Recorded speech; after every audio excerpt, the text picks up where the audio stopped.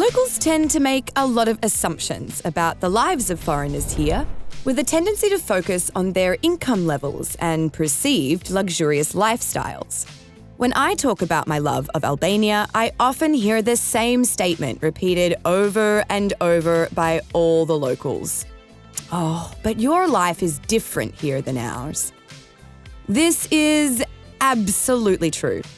My life as a foreigner living in Albania is completely different to that of someone who was born and raised here.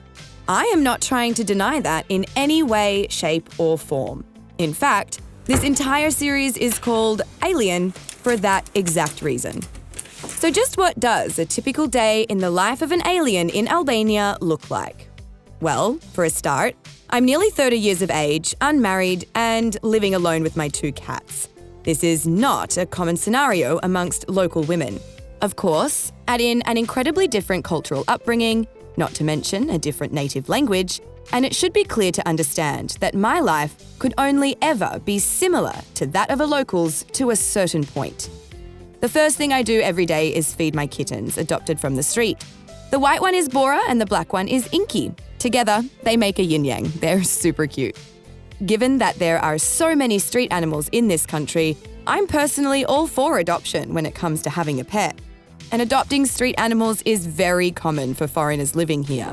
It can be helpful for companionship because, well, it's not easy to live 15,000 kilometres away from your friends and family and childhood memories, especially in a country like Albania, where the family unit is so well preserved and respected. Being an immigrant here can be incredibly lonely. Whilst it's common for Albanian women to move into her husband's parents' house, I drink my coffee alone on my balcony. As I look out at my incredible view, I take a moment to appreciate my surroundings. We just don't have views like this in Australia.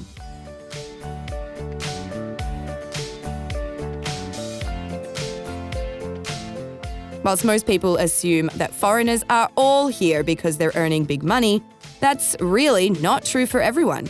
I certainly did not move here for financial reasons. In my case, I took a massive pay cut to live in Albania, going from a manager of a major corporation to a part-time English teacher. One thing I learned from selling all my material objects and moving halfway around the world is that money doesn't buy happiness. Albanians love the gym and are very fitness conscious. Young adults especially like to keep up their physical health. I guess I do too, but I haven't stepped foot in an actual gym since I was about 15 and forced to for school. I much prefer incidental exercise, so the lake is my preferred location to keep fit. Whilst people exercising do stand out a bit, it certainly is no longer an alienating activity. I work multiple jobs spanning all 7 days of the week, requiring me to travel all over the city.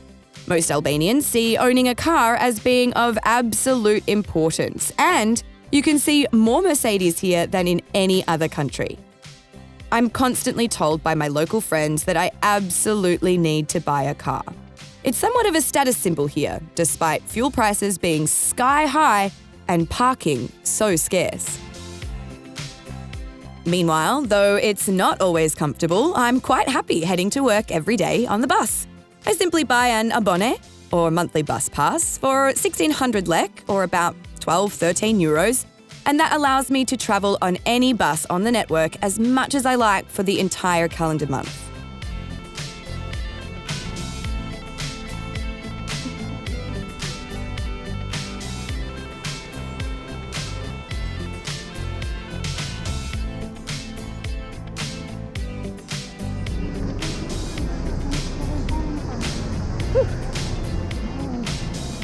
Freedom. Of course, this is not to say that there aren't foreigners who get paid more to do the same job than locals. One example of this is for fully qualified, experienced international teachers. These are people who may even get paid more here than they would in their own countries. On the other hand, they bring a lot of benefit to the local community by offering a different type of education, different experiences, and adding a new cultural element to society, which is exactly what the parents of these children want, and that's why they are willing to pay for it. They also sacrifice a lot in order to do so. And they certainly aren't making the same level of salary that they could in other countries of the world where they are just as qualified. So just what kind of learning environment does an international school offer, and is it worth it? Normally at this point in my day, I'm off to class, but I've never worked in the international school system, so for the sake of this episode, I paid a visit to Albania International School to find out more about their teachers, their program, and most importantly, their students. So your name? Yes, my name is Susan Ora, and I'm originally from Ohio. I'm David Cairns, and I'm from Canada. My name's Molly McCoy. I'm from Chicago, Illinois. My name is Maria. I was born in Russia, grew up in Russia, lived in Germany, then lived in the United States. Now I'm here. My name is Miss Haryana, and I'm from New Jersey. I'm Miss Mariana, and I'm from San Diego, California, and I've been living here for the past year. Let's be real, Albania does have a bit of a negative reputation abroad. Why do you think that is? Taken. The government. Yeah. So people have to learn more about the positive aspect. Yes. Because the news is always going to portray the dark sides. Because it's such a small, confined country, the news spreads very quick. So it happens everywhere in the world, but I think it's just, it's a bigger country, bigger population. So it's here because everything is so smaller, and I think it just spreads, and everybody knows everybody's business pretty much. Yeah, that's definitely true. But also because so many people have to leave the country because of economic reasons, and when That's you see true, so yes. many people going abroad working, you think, well, probably the economic situation is really bad. And I can imagine that for people who live here, it's really can be very, very difficult. Yes. For us, it's different because we are, paid on a different scale. Yeah. But that might be one of the reasons, And also, I'm no scholar of organized crime, of course, but in the 90s, apparently, there were, organized crime that was exported from Albania. Absolutely. Abroad. And that tarnished the image of the country. Of course, these gangs operated abroad. They didn't operate here, I presume.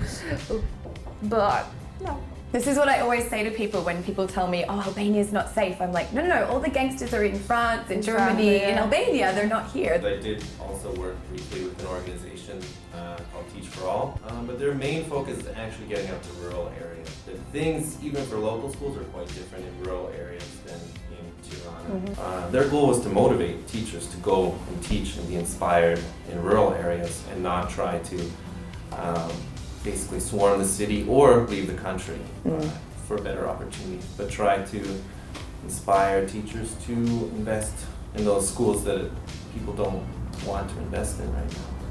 It certainly seems to me like these teachers are here to do more than just take a salary.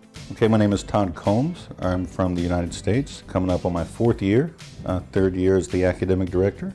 Yeah, I'm in charge of the curriculum and making sure the kids learn when we say they learn. Is it quite a competitive market for international teachers here? Very competitive, especially in Albania, since it's a developing country. You're trying to compete with countries for the same teachers. So yeah, it's very competitive in the smaller markets like Albania to bring in talented teachers. And just what do these talented teachers have to offer students? I decided to check out some classes and see the results for myself. Can I sit with you? Yes! I'm going to sit here. Hello, everybody. Hello. So my name's Alexandra. Her name is Alexandra. Your name is Alexandra. Oh my gosh, we have the same hair and the same name. We must be sisters. That is so cool. So I'm from Australia, but I live here in Tirana. And I'm making a TV show about how awesome Albania is. Do you think Albania is awesome? Yeah! We made lots of friends here. Hello. Hello. Hello. How are you? Well, I thought they were really smart, but maybe I'm just biased because I met another Alexandra. I wonder what the next class I visit will have in store for me. My name is Amy, I'm from Albania. My report is on Martin Luther King and his last day. My name is Sindiaga, I'm from Albania. My report is about Marie Curie and her professional life. Hello, my name is Vladimir, I am from Russia and my report is about Salvador Dali. My name is Leonardo Mulai. I'm from Albania, and my topic is about Leonardo da Vinci and his famous painting, the Mona Lisa. My name is Claudia. I'm from Italy, and my report is about Walt Disney and how he became famous. Everyone here speaks English so well. I've noticed that Albanians are very good at learning languages. Australians, not so much. Je m'appelle Alexandra. Je suis australienne. And that's about all I know. Toi, tu voulais aller en Australie, Adelaide? À l'école. À l'école, oui. Alors, Anna? Français ou anglais? English, English. Okay. She wants to go to Australia later to study at Adelaide. Oh, I lived in Adelaide for a few years. It's beautiful, really nice. About their churches. Yes. With a bit of insight into the international school system at the core education level, I was curious to find out more about the private university school system. Australia boasts an excellent tertiary education system, albeit an expensive one, with a large range of flexible study options available to all members of society. Meanwhile, university education in Albania is not depicted in a positive light by local media, with numerous scandals continuing to be reported. Just before I arrived in 2014, the government closed down 18 private universities on the accusation that they were operating as diploma factories. This wasn't the end of concerns over tertiary education in the country by a long way, but it did help to clean up the private sector at least. As such, today, Albania does have private tertiary education offered at international standards. In fact, students from all around the world choose to study in Albania, and you might be surprised to find out where they are from. My name is Benjamin Yusufi. I am an Albanian who originates from Macedonia. My name is Tino Tendaishe Makiriado. I come from Zimbabwe. I was born there, but I grew up in America pretty much my whole life, 18 years there. So. My name is Tuqa Rahman. I'm from Jordan. I've been born and raised in Jordan. My cultural ancestry, my mother is from Baghdad, Iraq. My father is from Bangladesh.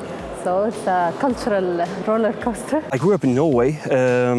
Since I was 2 years old, my parents immigrated for the reasons to get some work over there. And ever since I've grown up there, I finished both elementary school and high school. After that, I took part in the Royal Norwegian Air Force. And after that, I decided to come here to Albania to continue my education.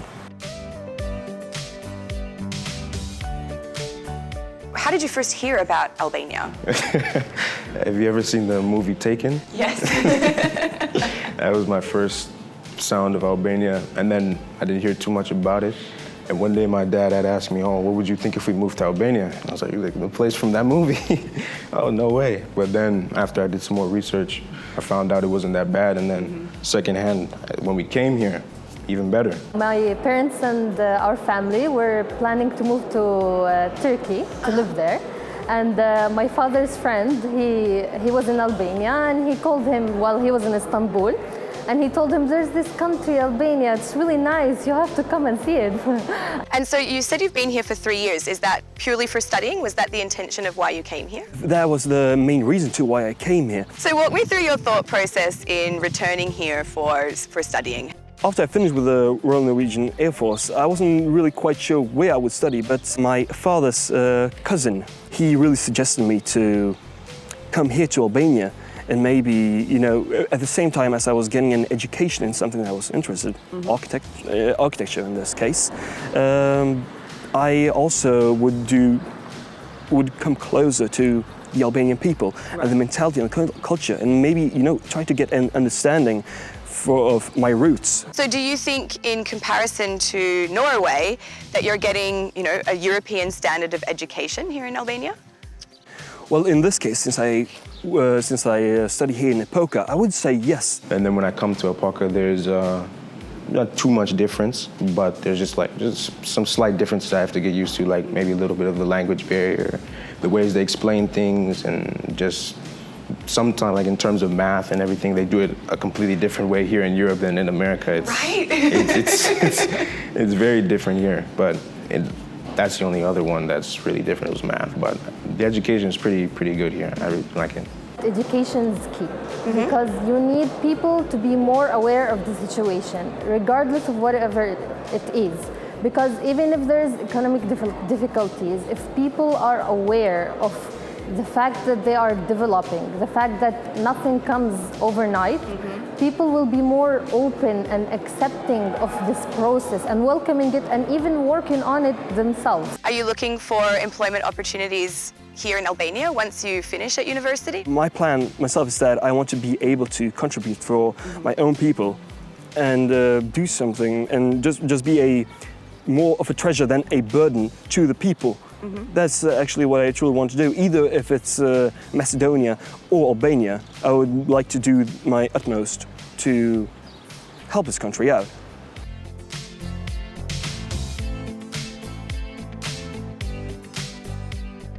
There really are some pretty cool people in Albania. Lucky, because being without friends and family here, one needs to put in a lot of effort in order to build a support network. Socializing can be difficult when you're an alien in a foreign land. For this reason, I regularly organise events for other foreigners, be they expats or tourists, family members or strangers. Though today, I'm going for strangers. I put out an event invite on social media and gathered a bunch of random people I'd never met from all corners of the world to chat about life and our experiences, whilst enjoying some absolutely mouth-watering food from my favourite restaurant, and one that I've been frequenting since the first week I arrived in Tirana. Now, Sergey, if I remember correctly, you are from Russia? Yes, I'm from Russia, from Moscow. From Moscow? Yes. Oh, wonderful. So we have quite an international group here, I have to say. Very nice. So my name's Alexandra, I'm from Australia. I'm Mario. I'm Sergio. Sergey. Privyet. That's all I know, yes. Privyet. Privyet, yeah. Russian privyet. Lisa, nice to meet you. You from? Ireland. I'm Chiara from Italy. Nice to meet you. At first, unsurprisingly, given that we were all meeting for lunch, the conversation tends to focus more on food. Does anybody need anything? You want to hold it while you do your thing? At the moment. A drink or Only wine. wine? Yes. The red wine. Red? No. White. White. Thank you. Well, Do you like onion? I'll take some onion. This is, oh, okay, yeah, that's enough. Thank you very much.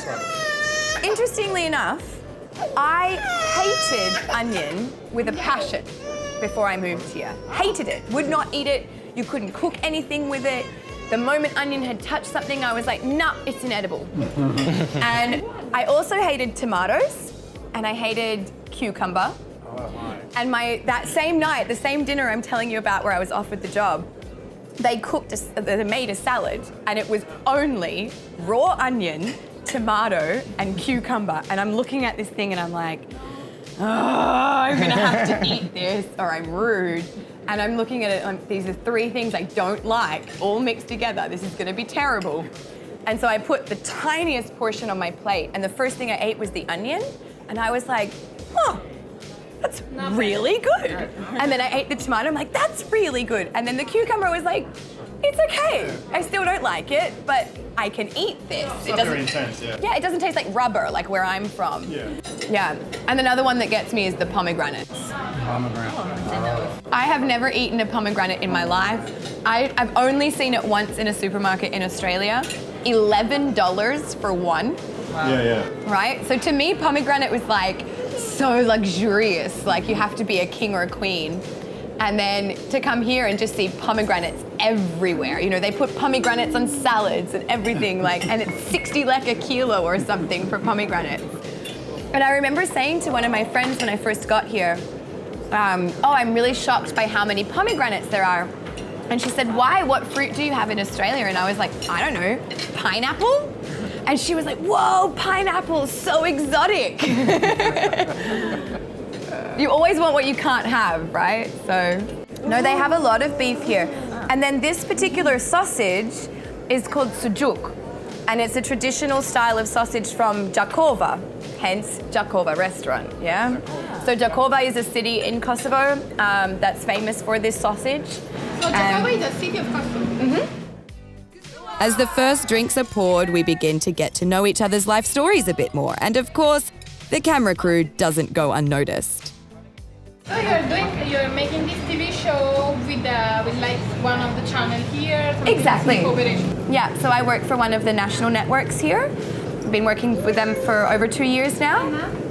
And yeah, this is like so I do the news normally, translated into English.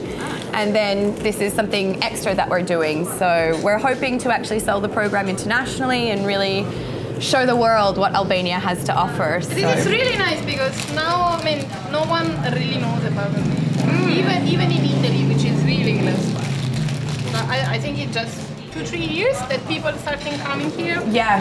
For tourism, like for the Riviera.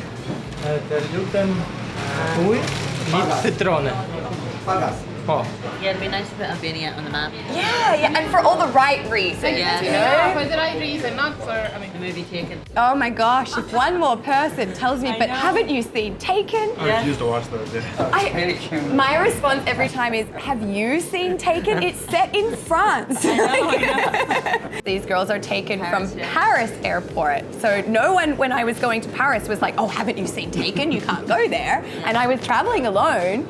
But when I come here and I'm living here, they're like, oh no, it's dangerous. I understand.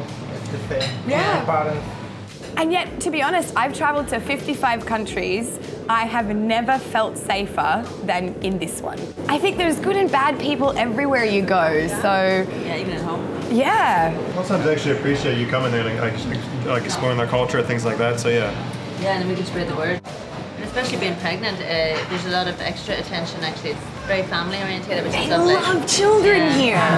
Love them. And it's nice coming from a place where it was very difficult to go around with a stroller. That here you can walk everywhere. They have a lot of parks. The big park is really nice for children of all the ages. Yeah. So you can go there. She barely walks, but we can go there everywhere. Yeah, it's very nice. And then for me as Italian, it's really easy because you're so close to home. Yeah, and then most of the people they speak.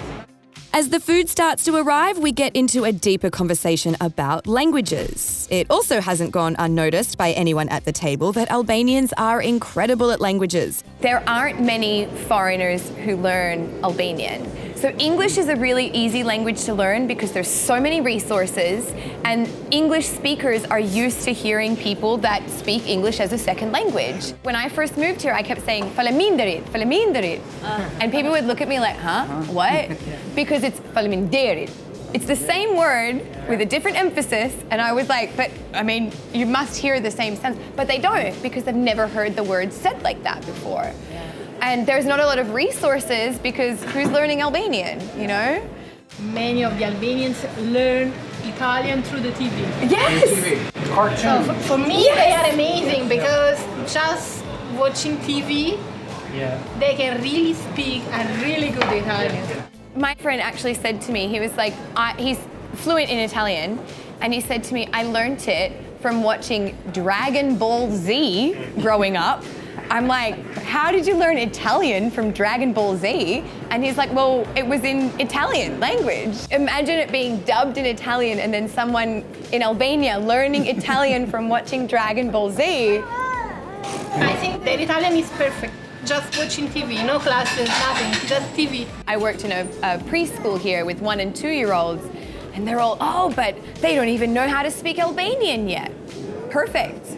You don't need to know how to speak Albanian to speak English, so it makes no difference. Yeah, a lot of TPR, total physical response. Exactly. You do the action, they pick it up. Yeah. Exactly. So when you point at something and say, this is a glass, this is a glass, this is a glass, this is a glass, eventually you're going to say, this is a glass. It is because you've made that connection with the fact that they point at... Fill my glass, fill my glass, fill my glass. Have you learned the Albanian eagle symbol? Yes. Having spent a few hours discussing our Albanian experiences, enjoying some Albanian food, and most importantly, drinking Albanian wine, we are all feeling very patriotic to the land of the eagle. And that's the Albanian eagle? Yeah. The other way? Yeah. Yeah, Very nice. Shponia. Shponia. So... Shponia and eagle. Following the excellent food and insightful conversation with a bunch of strangers, it's time to run some errands. Yes, even aliens have things to do like go to the bank and get groceries. One thing about Albania is that it's a mostly cash-based economy. So when I go to the supermarket, I need to make sure I have cash on me because it's very rare that you can actually use your card, unlike where I'm from, where basically we don't use cash at all. So before I head to the supermarket, I just need to get some cash out, so bear with me a moment.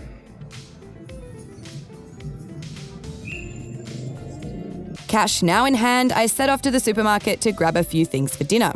Whilst I don't like cooking for myself, I do enjoy cooking in general, so tonight I've invited a friend over for some tacos, a kind of bread filled with meat deriving from Mexico. I'm here at Supermarket Joena. It's not very close to my home, but I choose to go to this supermarket for my grocery shopping because it is the best value in all of Tirana. And if you know me, I'm always looking for the best value items at the lowest price. One thing about Albanian supermarkets is that they don't really appreciate you going in with your bag. So they'll give you some lockers and things like that, and you just put your things inside, lock it away, and take the key with you. I usually forget to take my wallet and it ends badly, so I've got mine prepared. Let's go do some shopping for tonight's dinner.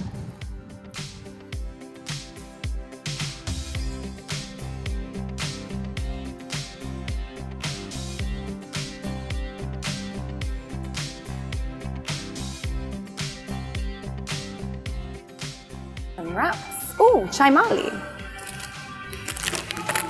Mountain tea. One thing I love about Albania is that I can buy all different kinds of feta cheese and it's super, super cheap. So like, it goes down to 420 lek for a kilogram of cow feta cheese. In Australia, that's more like, I think it's around $14 a kilo. So we're talking about like a sixth of the price.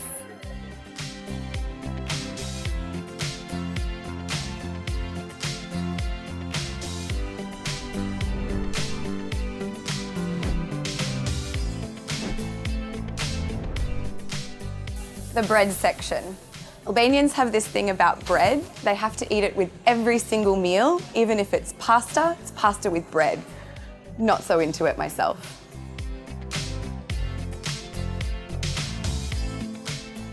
My favorite section, the wine.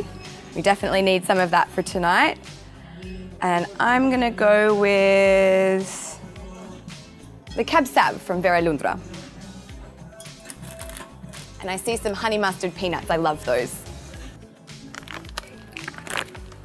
They're delicious.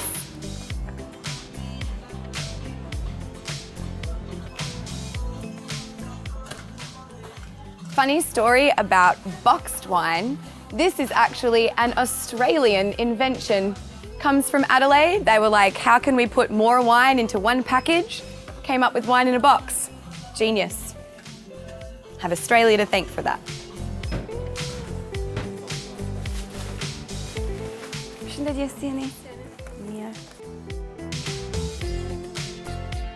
Okay, so I just basically got an entire week's worth of food for the price of 1,290 lek. That's about 10 euros. It's pretty good. So, lucky I've got my abone. It's time to take bus number 2 to work. Time to get on the bus. With English teaching for the morning out of the way, it's now time to go to my next workplace. This means another bus ride, this time on a slightly different line. Normally, I try to get a seat so I can work on my articles for the news once I get on the bus, but no luck today. For those people who don't have a bus pass,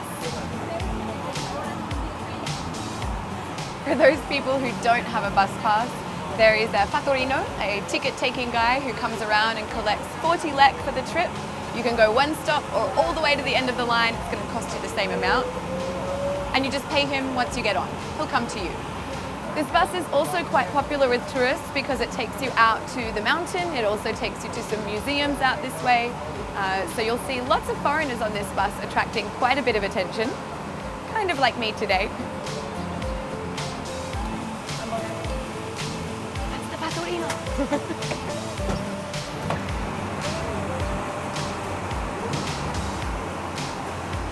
this is me.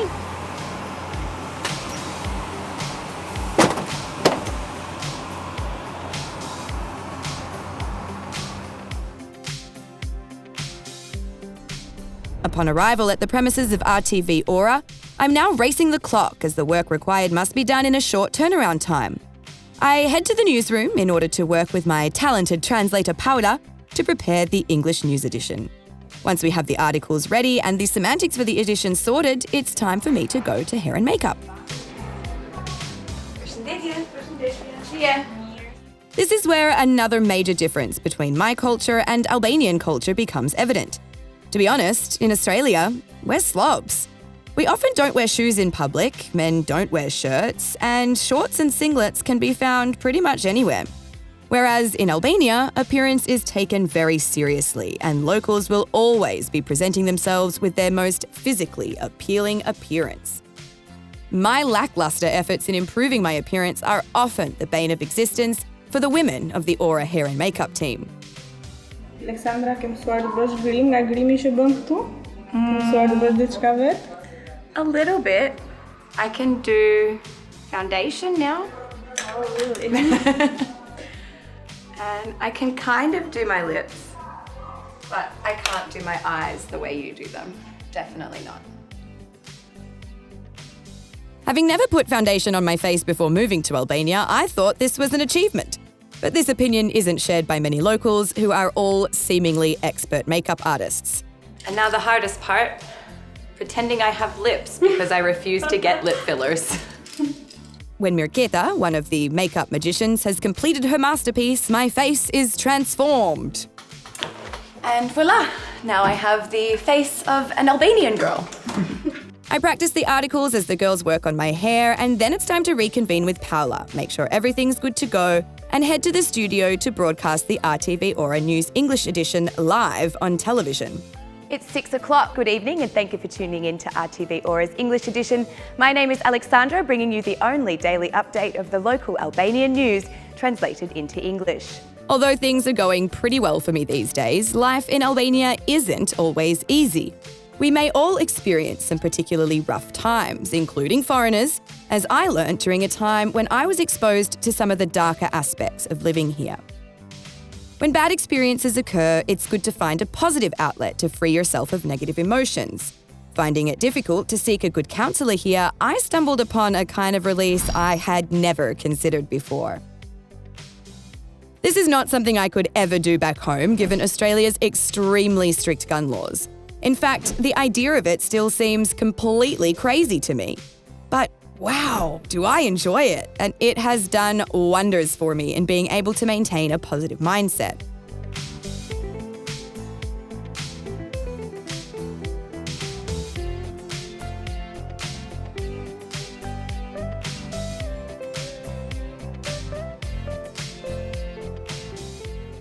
Let me get one thing straight though. I am absolutely, positively pro-gun control.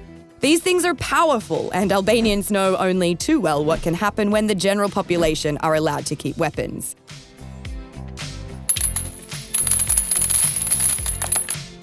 I still remember back in 1996 when Australia introduced the gun ban and completed the gun buyback initiative, in which citizens were paid to proactively turn in their weapons to the government in order to be destroyed.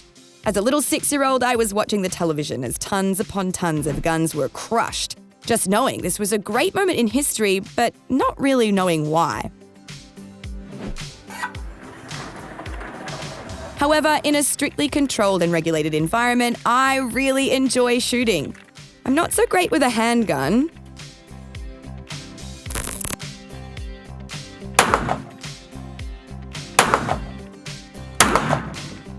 But I have mad skills with the rifle.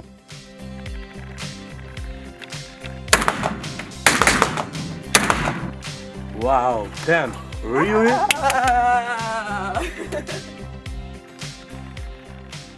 The Rogat Poligoni Center allows anyone of sane state of mind to give shooting a try, but more importantly, they offer training for those individuals who may actually need to carry a weapon, such as police officers or security guards, to understand and implement all appropriate safety regulations.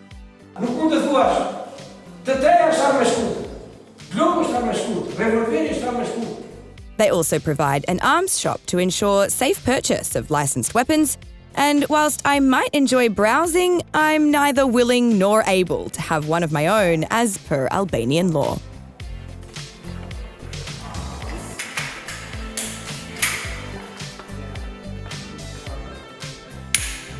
Nice.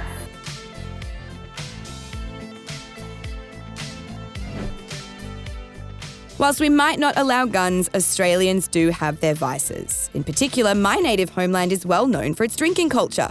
Aussies love to drink, to get drunk, and regularly. However, this is not a trend amongst the young adults of Albania. Public drunkenness is not considered socially acceptable, and particularly as a woman, I tend to attract the wrong kind of attention from my tendency to drink in bars each night. Tonight, however, I don't need to worry about this as I'm heading home with my groceries from supermarket Joanna to make tacos for my Albanian friend, Kaltra. Hello. Hello. Welcome. Thank you for coming over. No problem. We're having tacos for dinner. Cool. Have I made tacos for you before? No, never. Oh, excellent. Whilst I am the head chef, I rope Kaltra into helping me with some of the elements as we catch up and chat randomly about life. If we were Albanian women, we would most likely be spending most of this time gossiping about other people. Gossip is a huge part of Albanian culture, and people spend a lot of time talking about what other people do. This is another major point of difference between the culture I was raised in and the culture of Albanian society. It's also one point that, despite understanding it, I just can't agree with. I'm regularly told that I need to care more about what other people think of me, or that I need to alter or change my behaviour to avoid negative judgments from other people. I fundamentally disagree with this. In fact, I strongly believe that the key to living a happy life is not caring what other people think of you, say about you, or perceive you to be. As long as you are true to yourself and uphold your own personal values and morals, then you will be happy. Hey, don't touch my book.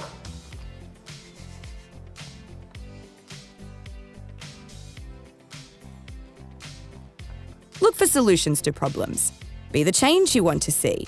And don't worry about your flaws, because anyone who comments on yours are just trying to deflect the attention away from their own. We are all human, we are all imperfect, and we all have something positive to offer the world.